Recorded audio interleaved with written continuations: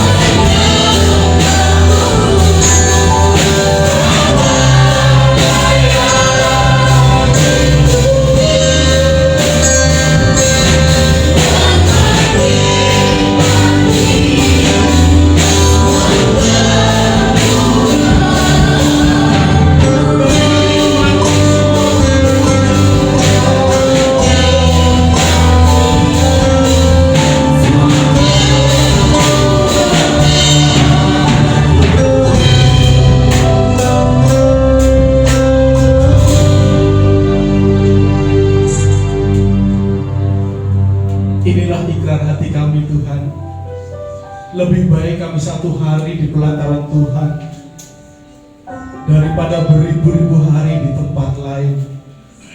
Kami datang untuk memuji, kami datang untuk menyembah, kami datang untuk meninggikan nama Tuhan melalui pujian dan penyembahan kami. Dan tiba saatnya Tuhan, kami mempersembahkan hati kami untuk Tuhan bentuk melalui kebenaran firman-Mu Tuhan.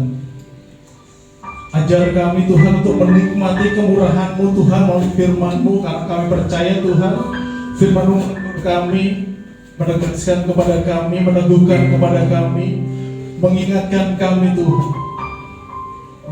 Dan kami percaya pagi ini Tuhan mau bentuk kami seturut dengan kehendak Tuhan dan mengembalikan kami kembali kepada rancangan-rancangan Tuhan.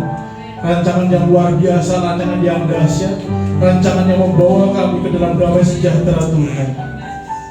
Urapi setiap kami, jawab setiap kami Tuhan, sehingga ketika firman disampaikan kami dimampukan untuk kami boleh mengerti, memahami apa yang Tuhan kehendaki di dalam kehidupan kami. Berfirmanlah kepada kami Tuhan, karena kami anak-anak-Mu duduk diam untuk merenungkan, untuk mendengarkan, untuk memahami apa yang Tuhan mau. Terima kasih Tuhan, kami siap dengan firman-Mu hanya di dalam nama Tuhan Yesus. Haleluya. Yang siap dengan firman Tuhan, sama-sama kita katakan amin. Silakan duduk Bapak Ibu. Shalom. Shalom. Kalau semangat sedikit kita semangat. Bapak Ibu, kalau kita lihat pujian tadi, inilah ikrar hati kita bahwa lebih baik satu hari di pelataran Tuhan, lebih baik satu hari di rumah Tuhan daripada berhari-hari, beribu-ribu hari di tempat lain di luar rumah Tuhan. Dan kita pagi ini kita akan berbicara tentang bagaimana Kristus pada saat muda, pada saat kecil, pada saat remaja, dia melakukan sesuatu yang luar biasa. Dia ada di rumah Bapa. Nah, kita akan melihat satu bagian firman Tuhan. Kita melihat dari Lukas pasal yang kedua. Lukas pasal yang kedua, kita membaca ayat yang ke-49. Lukas pasal 2 kita baca ayat ke-49. Tetapi untuk memahami ini, saya akan bacakan dulu ayat yang ke-46 dulu sampai ke-48. Sesudah 3 hari mereka menemukan dia dalam bait Allah. Ia sedang duduk di tengah-tengah, alim ulama sedang mendengarkan mereka dan mengajukan pertanyaan-pertanyaan kepada mereka. Dan semua orang yang mendengar dia sangat heran akan kecerdasannya dan segala jawab yang diberikannya. Dan ketika orang tuanya melihat dia, tercenganglah mereka, lalu kata ibunya kepadanya, "Nak, mengapakah engkau berbuat demikian terhadap kami? Bapakmu dan aku dengan cemas mencari engkau." Ayat yang ke-49, jawabnya kepada mereka, "Mengapa kamu mencari aku? Tidakkah kamu tahu bahwa aku harus berada di dalam rumah Bapakku?" Saudaraku, ada beberapa terjemahan Alkitab. Saya akan bacakan beberapa terjemahan. Karena apa? Karena di dalam bahasa aslinya, di dalam bahasa Yunani, kata rumah Bapakku ini tidak disebutkan. Cuma kita akan melihat beberapa hal, karena beberapa terjemahan Alkitab ada yang diambil dari bahasa Yunani, tapi ada juga yang menerjemahkan dari Vulgata. Vulgata itu Alkitab bahasa Yunani yang terjemahkan ke dalam bahasa Latin.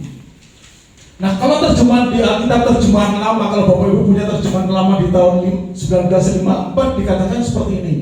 Maka berkatalah ia kepada mereka itu, "Apakah sebabnya kamu mencari aku? Tidakkah kamu ketahui bahwa aku wajib ada di dalam pekerjaan Bapakku?" Itu terjemahan tahun 54. Lebih modern lagi terjemahan di tahun 58. Namun dia berkata kepada mereka, "Mengapa kamu mencari aku?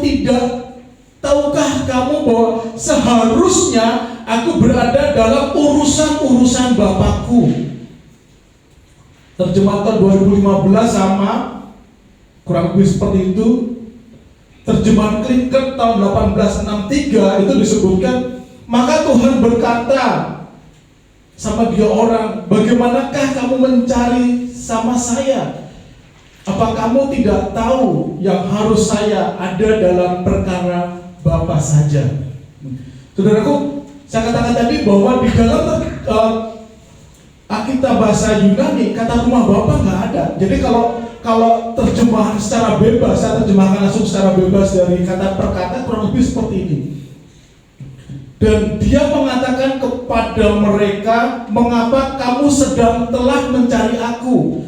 Tidakkah kamu sudah mengetahuinya bahwa dia milik Bapakku yang menjadi diriku sendiri atau menjadi diriku yang sesungguhnya. Jadi Bapak Ibu, untuk menjadi diri Yesus yang sesungguhnya, dia harus berada di rumah Bapa. Jadi untuk menjadi diri Yesus yang dirinya sendiri Yesus, itu harus ada di rumah Bapa. Kenapa? Karena rumah Bapa adalah rumah Allah, adalah rumah Yesus sendiri. Jadi Bapak Ibu, kalau kita berbicara rumah Bapa, kita berbicara pribadi Yesus.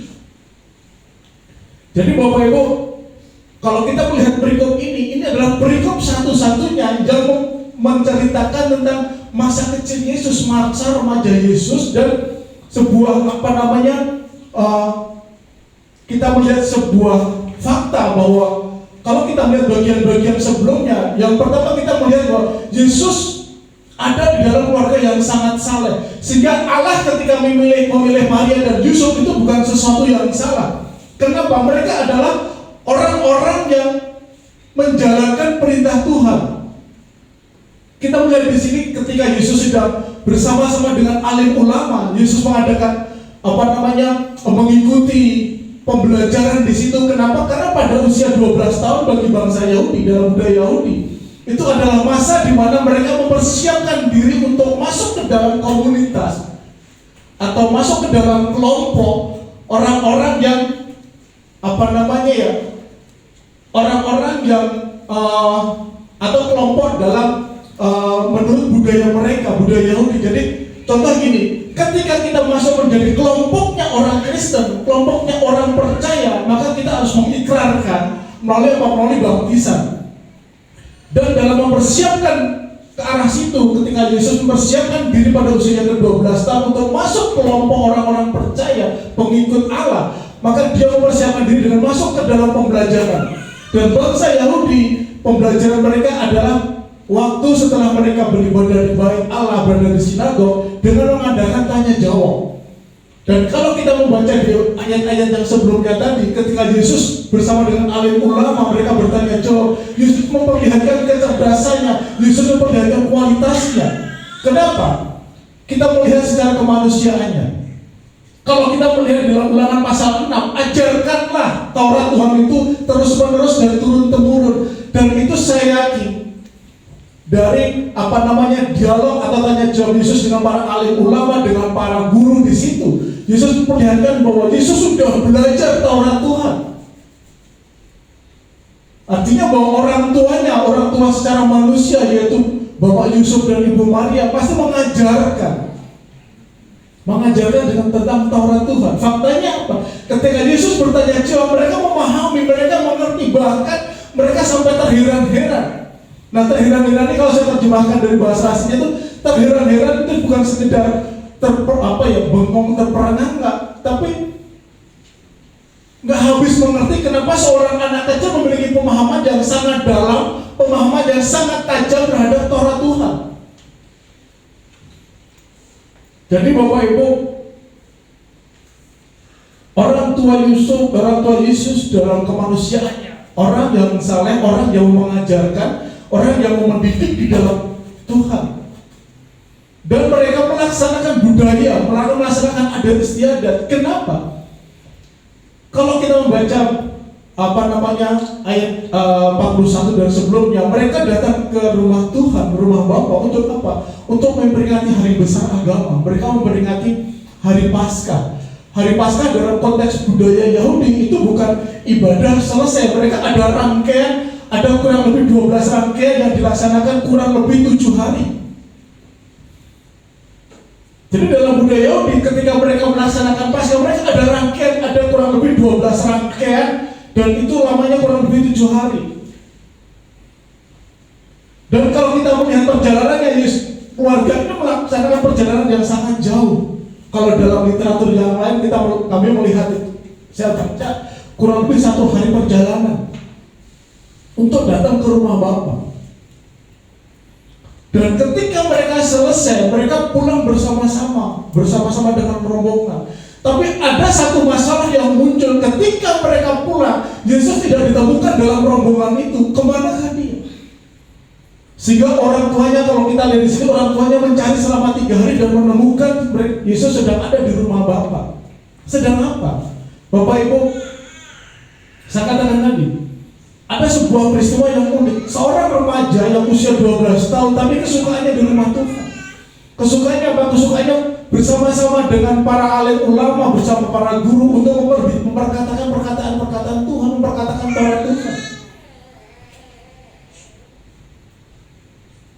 Lalu apa yang terjadi? Lalu pelajaran apa yang kita temukan dengan Yesus ada di rumah Bapaknya? Yang pertama, Bapak Ibu, ketika Yesus berada di rumah Bapaknya, aku harus berada dalam rumah Bapakku.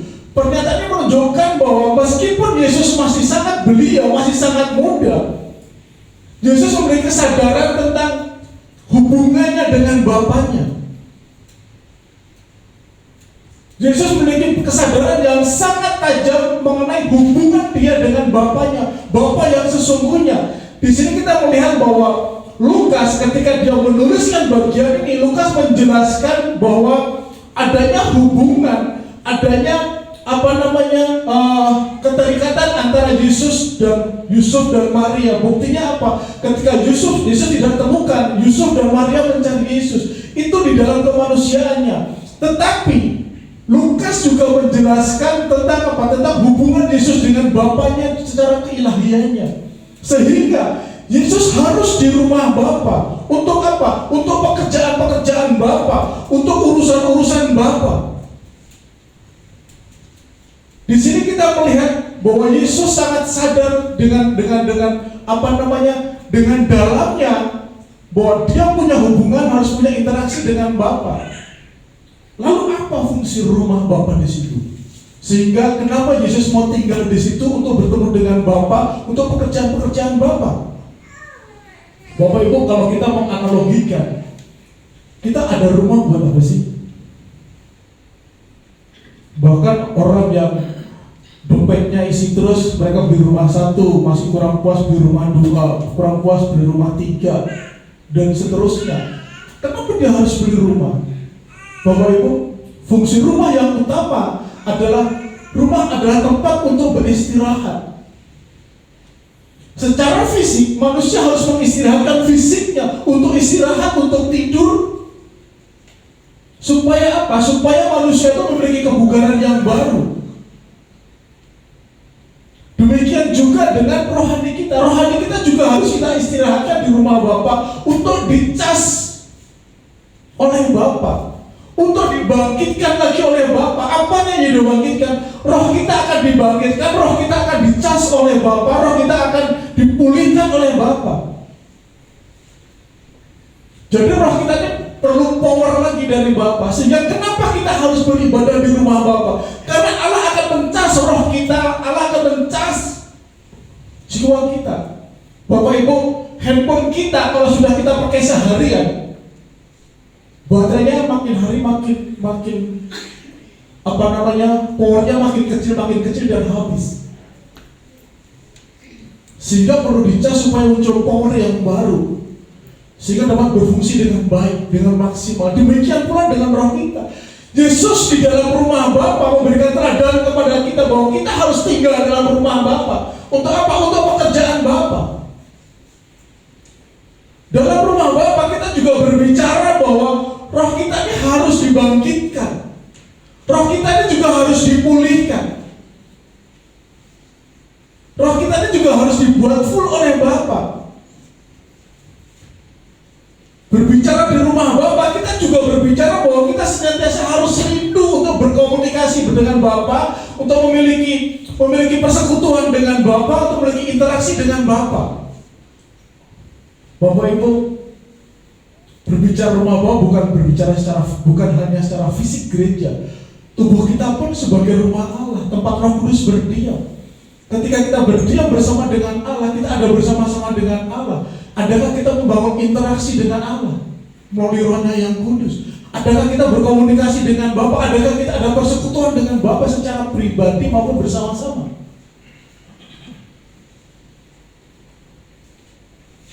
Bapak Ibu, Allah mempermudah komunikasi kita. Dan puji Tuhan kalau kita sampai hari ini kita bisa beribadah kepada Tuhan di tempat ini bersama-sama di rumah Tuhan. Di luar sana masih banyak teman-teman kita, saudara-saudara kita yang belum bisa beribadah. Di Jakarta mulai tanggal 11 sudah dipastikan gereja yang beribadah itu maksimal 25% dari kapasitas gereja. Dipersempit lagi.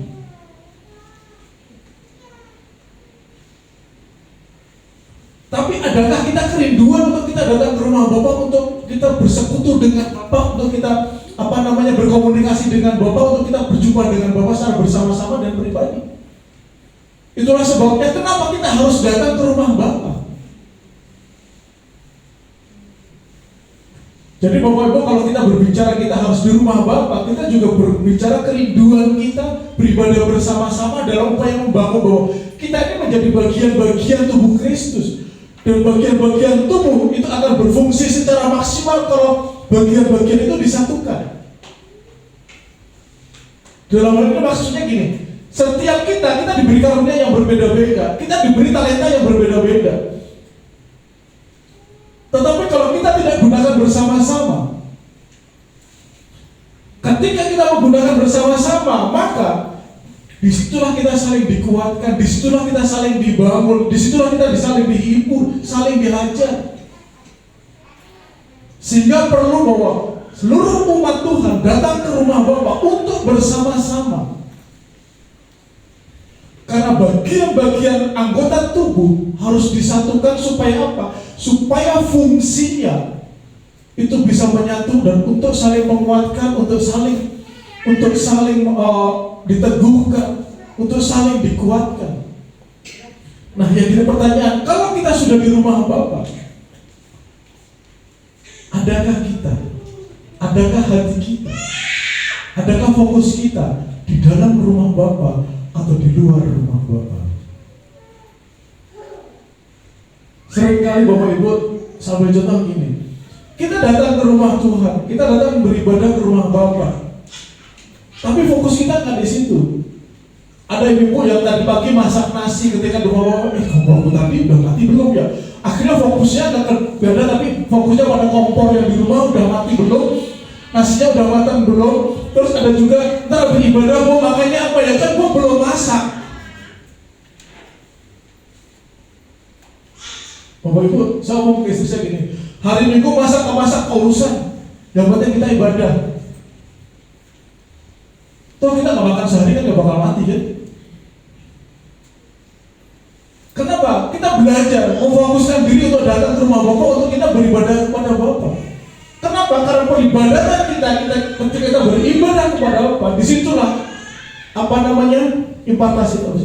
Itulah bentuk nyata kita bahwa ketika kita beribadah kepada Tuhan, kita mengabdi kepada Allah. Jadi Bapak Ibu, kita datang ke rumah Bapa itu bukan sekedar kita beribadah hari Minggu. Orang Kristen harus ibadah ke gereja. Kalau enggak ibadah, apa kata tetangga gua, masa gua enggak ibadah orang Kristen kok malas banget. Bukan seperti itu. Bapak Ibu, kita beribadah kepada Tuhan, itu aplikasi kita bahwa kita sebagai pengikut Kristus, maka kita harus mengabdi kepada Kristus, harus mengikatkan diri kita kepada Kristus, dan kita tunjukkan dengan kita beribadah kepada Kristus.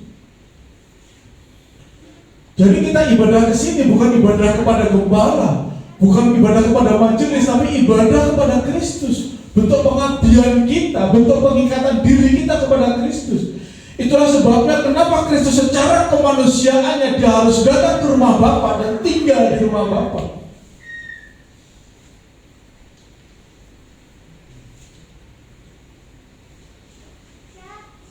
Bapak Ibu, seorang remaja yang namanya Yesus, 12 tahun usia yang sangat kecil, dia bisa memutuskan bahwa aku harus berada dalam rumah Bapakku.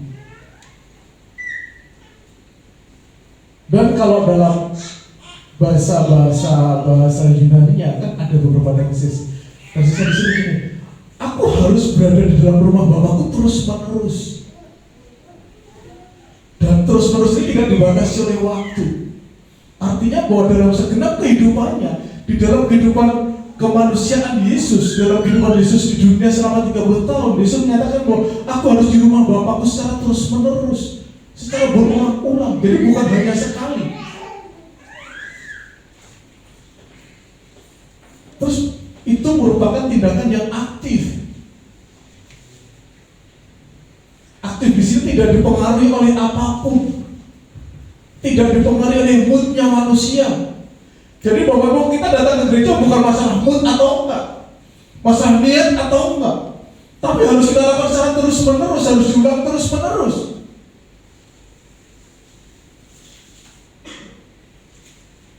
Aku lagi malas, masih ngantuk, aku capek hati aku ntar aja, kan besok masih ada hari Minggu. Ya kalau sampai hari Minggu, kalau enggak,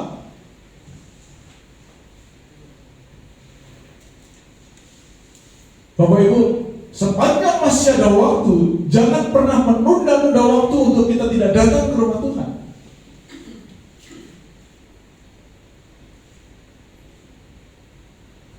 Pujian tadi mengatakan lebih baik satu hari di pelataran Tuhan. Bapak Ibu, kalau boleh memilih dengan cuaca yang sendu gini, kan enakan memperpanjang selimut kan? Tarik selimut tuh enak banget, bangun jam 10, jam 12 nikmat banget. Kan gitu kan? Tapi kan kita punya ikatan dengan Kristus. Kalau kita ngaku anak Allah, maka kita harus tinggal di dalam rumah Allah. Ya Pak ya. Jangan pernah ngaku anak Allah, tapi tidak pernah mau tinggal di rumah Bapaknya. Saya anak dari Bapak dan Ibu saya. Hal yang paling menyenangkan buat saya, meskipun saya sudah punya rumah sendiri, adalah ketika saya datang ke rumah bapak saya, ke rumah orang tua saya. Kenapa? Karena saya menemukan sesuatu yang beda. Jadi disitulah muncul kerinduan saya, kapan ya bisa pulang lagi ke rumah orang tua gitu kan? Walaupun sehari. Kenapa? Rasanya itu Rasanya itu kayak dicas gitu kan, ada sesuatu yang baru. Entah itu nasihat dari orang tua, entah apa, itu ada sesuatu. Jadi Bapak Ibu yang masih punya orang tua, jangan sampai nggak ditengok. Saya kemarin sedih banget nggak bisa pulang kampung gara-gara takut di karantina. Kenapa? Karena saya pulang kampung karantinanya 14 hari, cutinya cuma 14 hari, nggak lucu. Sampai pulang kampung di karantina, balik lagi ketemu orang tua. Saya yakin Pak Hasulan, Bu Novi ketika datang ke tempat keluarga Pak Gun, pasti ada satu kesukaan tersendiri yang itu tidak bisa digambarkan, karena saya alami gitu kan.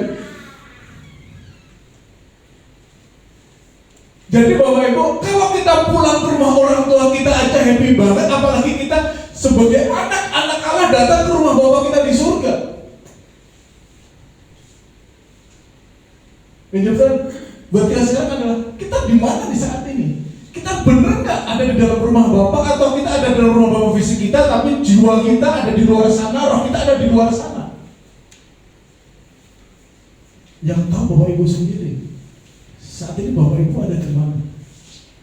Yang kedua, Yesus berada di rumah Bapa. Itu menunjukkan bahwa Yesus itu sendiri juga berasal dari Bapa. Jadi Bapak Ibu, Yesus bukan berasal dari dunia ini, Yesus berasal dari Bapa. Kalau kita melihat kisah nyata sebelumnya, kita pasal-pasal sebelumnya, Bapak Ibu, kemanusiaan Yesus secara murni, dia bertumbuh secara fisik, dia bertumbuh secara intelektual, kualitasnya kelihatan. Jadi Bapak Ibu, ini gambaran buat anak-anak muda. Kalian tidak hanya bertumbuh secara fisik, tetapi kalian juga bertumbuh secara intelektual.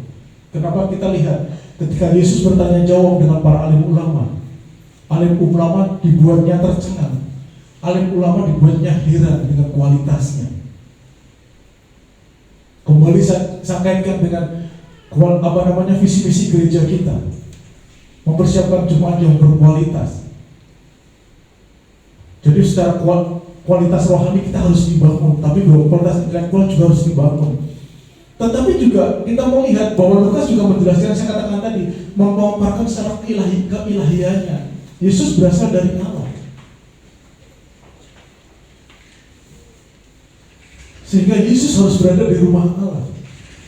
Ini sebuah pelajaran yang sangat penting, sebuah pelajaran yang harus kita teladani, bahwa ketika Yesus berkata, aku harus di rumah Bapakku, Bapak Ibu dalam konteks Yahudi itu tidak pernah disebut kata Bapakku. Mereka terlalu tinggi, sehingga mereka tidak layak menyebut Bapakku. Mereka menyebutnya sebagai Bapa kami.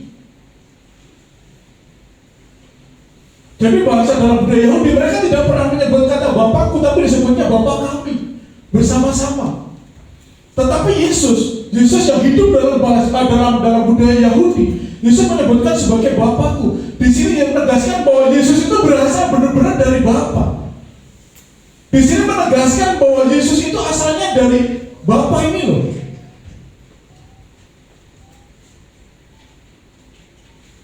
Kalau Yesus berasal dari Bapa, maka Yesus harus bersama-sama dengan Bapa. Dan bait Allah, sinagog, rumah Bapa adalah rumah di mana Bapa ini berdiam, sehingga ketika Yesus ingin berjumpa dengan Bapa, dia harus ada di rumah Bapakku. Kenapa dia harus ada di rumah Bapakku? Bapak Ibu, saya kasih gambaran gini. Excel akan mengenal bapaknya kalau Excel tinggal bersama-sama dengan bapaknya. Itu pengenalannya sangat dalam.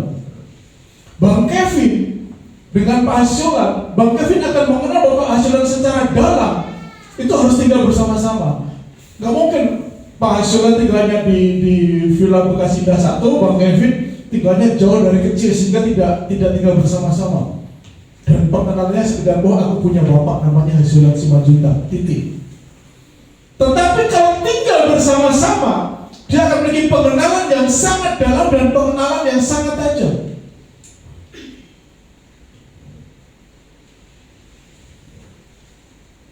Jadi Bapak Ibu, kalau kita punya pengenalan dengan orang tua kita, bapak kita akan tahu warna hati bapakku itu sedang apa sih saat ini. Apakah saat ini warnanya sedang hijau, apakah warnanya sedang biru, atau warnanya sedang merah, kita akan tahu persis. Kita harus bikin pengenalan yang sangat dalam. Tanpa kita tinggal bersama-sama dengan Bapa, kita tidak akan pernah mengenal dengan sungguh-sungguh siapa Bapa kita, seperti apa Bapa kita.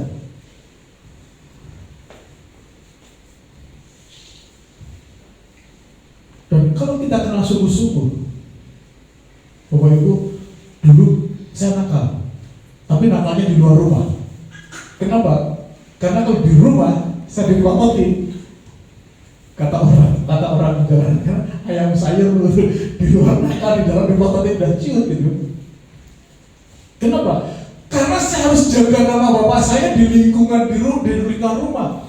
Tapi ternyata ketika saya dinakal, banyak orang melihat, melaporkan ke bapak saya. Apa kata bapak saya? Kamu gak tahu siapa bapak? Pertanyaannya simpel, kamu gak tahu siapa bapak? Bapak Ibu nakalnya di luar sana jauh, 10 kilo dari rumah, tapi tetap aja ketahuan. Sehingga pertanyaan yang muncul adalah, kamu tidak tahu siapa bapak? Maksudnya, kamu tidak tahu seberapa disiplinnya bapakmu, gitu kan?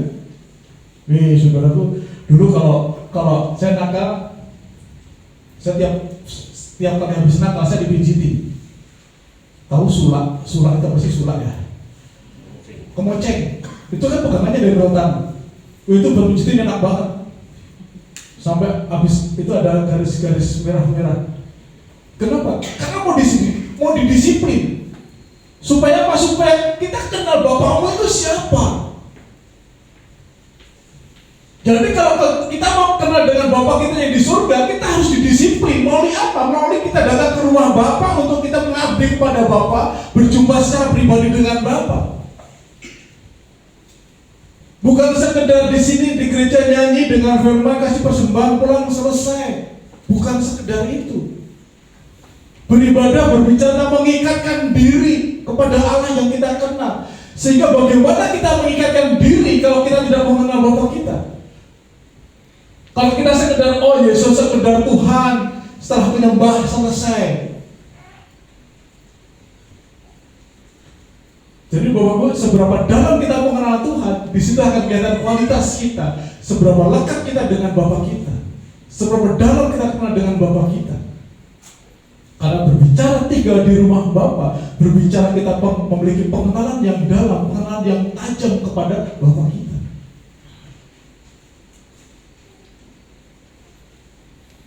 Sehingga orang yang mengenal Bapa secara sungguh-sungguh, dia akan rindu untuk selalu tinggal di dalam hadirat Tuhan. Dia selalu rindu untuk tinggal bersama-sama dengan Tuhan.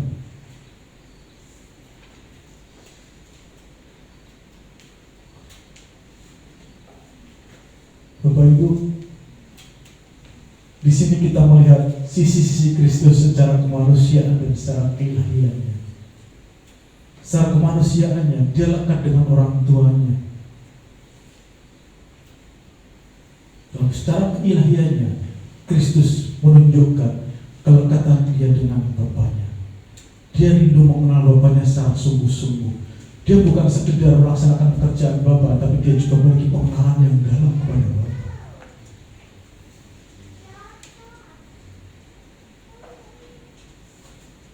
Kita sungguh sangat bersyukur memiliki Allah yang kita kenal di dalam Kristus Yesus, yang secara kemanusiaannya Kristus memberikan teladan kepada kita. Di dalam kemanusiaannya, Yesus menjadi manusia yang murni seperti kita. Di dalam kemanusiaan yang murni, Yesus mau belajar Taurat Tuhan untuk membentuk dirinya menjadi pribadi yang berkualitas, untuk memperdalam pengenalan dia kepada Bapa yang di surga. Dia juga mengenal ayahnya secara manusia, yaitu Bapak Yusuf. Dia punya pengenalan yang dalam. Bapak Ibu, kalau Bapak pada waktu, Bapak Ibu coba browsing bagaimana apa yang dilakukan Yesus pada masa mudanya, masa kecilnya, usia 12 sampai 30 tahun. Yesus tidak pernah dimuat di dalam Alkitab. Kenapa? Kalau ditulis semua, maka seluruh buku tidak akan pernah bisa mencakup semua apa yang dikerjakan Tuhan Yesus. Tetapi di dalam buku-buku dalam literatur Yahudi banyak menceritakan apa yang dikerjakan Yesus. Bapak Ibu, di dalam kemanusiaannya, Yesus sebagai anak mami, Yesus anak papi. Kenapa?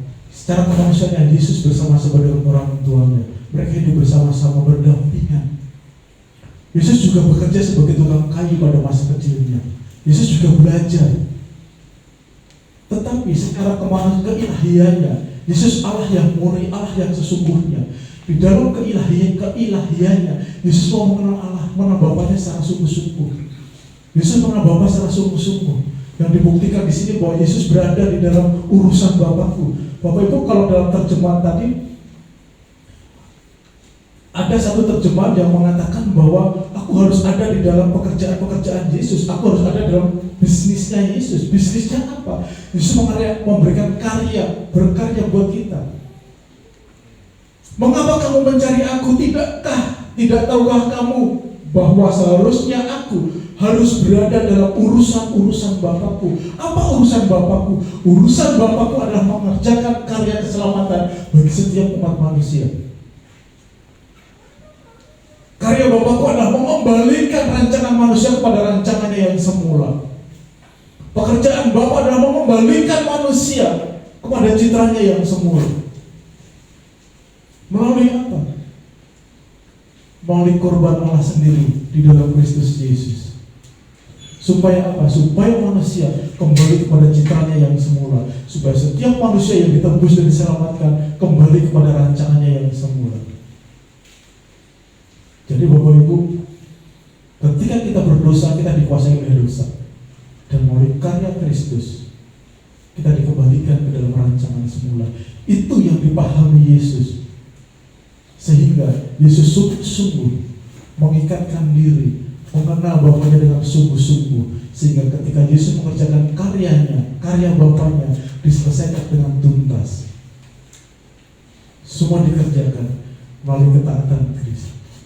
Jadi Bapak Ibu, indikasi Tuhan pagi ini kita diingatkan oleh Tuhan melalui apa yang Bapak Lukas tulis bahwa di sini kita melihat bahwa Yesus harus berada di dalam rumah Bapa.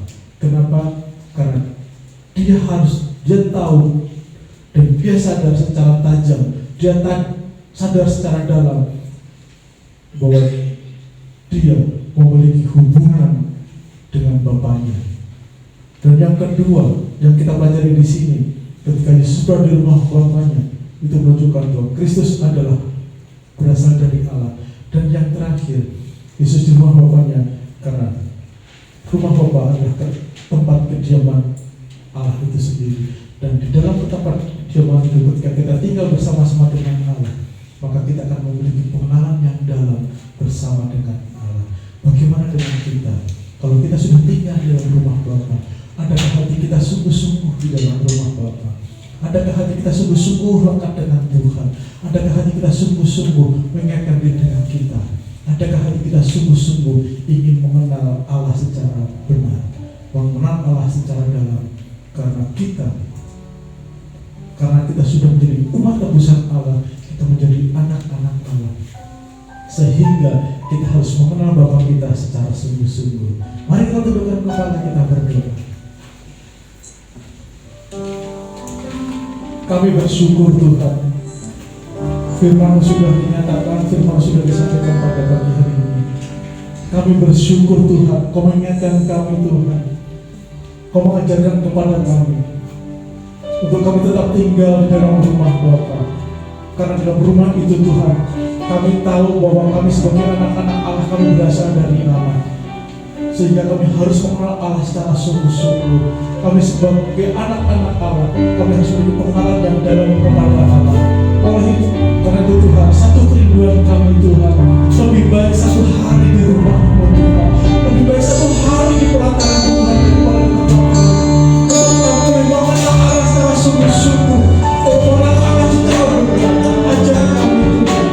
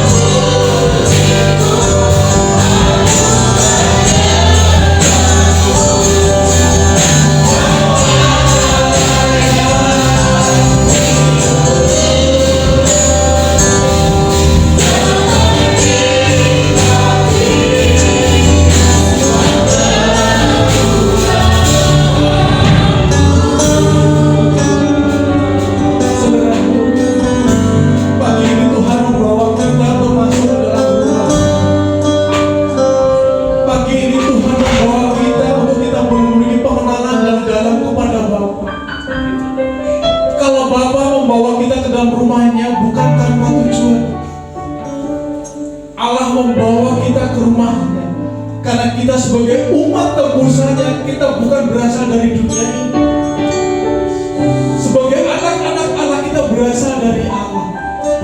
Sebagai anak-anak Allah, Tuhan mau kita mengenal Bapa secara sungguh-sungguh. Sudahkah kita mengenal Bapa secara sungguh-sungguh? Sudahkah kita memiliki pengenalan yang dalam dengan Bapa kita? Bagaimana dengan saudara?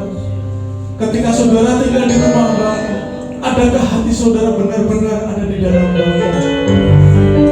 Atau adakah hati saudara di luar sana? Mari kita fokuskan. Lebih baik satu hari di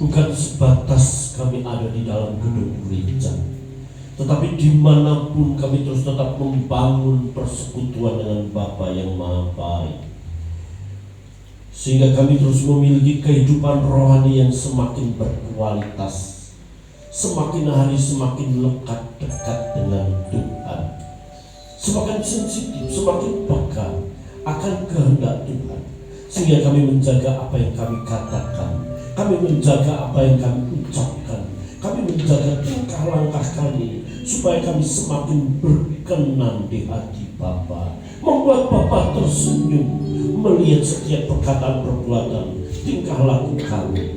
Bapa, berkati hamba-Mu Bapak Lulu yang sudah menyampaikan firman-Mu. Tuhan, urapi dengan hikmat, sehingga sungguh kami boleh mendapat berkat melalui pelayanan beliau. Berkati istri dan putra-putrinya, pergumulan rumah tangganya diberikan jalan keluar, doa-doanya didengar, dan setiap usahanya dibuatnya berhasil. Bapa, terima kasih. Kami berdoa untuk beberapa jemaat-Mu yang masih isolasi mandiri di rumah. Juga Tuhan menyertai, menolong mereka, sehingga mereka tetap sehat. Tidak ada satupun jemaat yang terpapar COVID-19 Tuhan, sehingga kami boleh menjaga diri kami. Kalau kami berdoa supaya kami tidak terpapar, maka kami memprotekkan diri kami untuk kami sungguh-sungguh belajar untuk hidup sehat ya Bapa. Berkati jemaat Tuhan. Hamba mengangkat tangan bagi jemaat. Bagi jemaat yang sakit, Tuhan lawan, Tuhan sembuhkan. Ataupun keluarga mereka ada yang sakit, hamba mengangkat tangan di dalam nama Yesus. Tuhan menjamah dan Tuhan menyembuhkan. Sekalipun melalui obat-obatan, melalui tangan dokter, kesembuhan semakin disempurnakan. Bagi jemaat yang belum bekerja juga Tuhan akan tolong, Tuhan akan memberikan pekerjaan. Perekonomian mereka pulih kembali ya Tuhan. Dan kami berdoa setiap mata pencarian umat-Mu diberkati Tuhan, tercukupi hari demi hari, sehingga kami boleh sadar tahu betul Allah yang kami sembah adalah Allah yang hidup dan tidak pernah meninggalkan perbuatan damai. Bapa, terima kasih. Anak-anak yang masih sekolah dan kuliah, sekalipun melalui pembelajaran jarak jauh, ajar mereka terus belajar dengan tekun dan sungguh-sungguh, sehingga mereka boleh memiliki masa depan yang gemilang karena mereka berusaha dan diberkati Tuhan. Bapak, terima kasih. Kami berdoa Bapak untuk negeri ini berikan keamanan dan ketenteraman. RT/RW di lingkungan kami sama Bapak Presiden kami, Bapak Insinyur Joko Widodo, memberikan hikmat untuk mengatur negeri ini. Penanganan COVID, Tuhan tolong. Bila semakin hari COVID semakin hilang dari bumi Indonesia ini Tuhan, kami tahu hari-hari ini COVID semakin tinggi Bapak.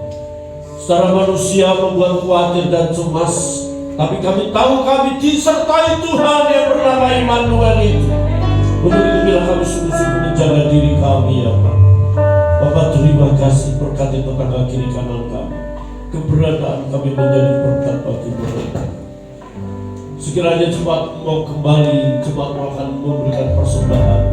Berkati persembahan umat-Mu. Persembahan ini berarti untuk pelayanan di tempat ini. Jemaat tidak menjadi miskin dan berkekurangan. Jemaat Tuhan diberkati dan terus diberkati, menjadi berkat. Berkat kesehatan, berkat jasmani dan rohani. Bapak, terima kasih.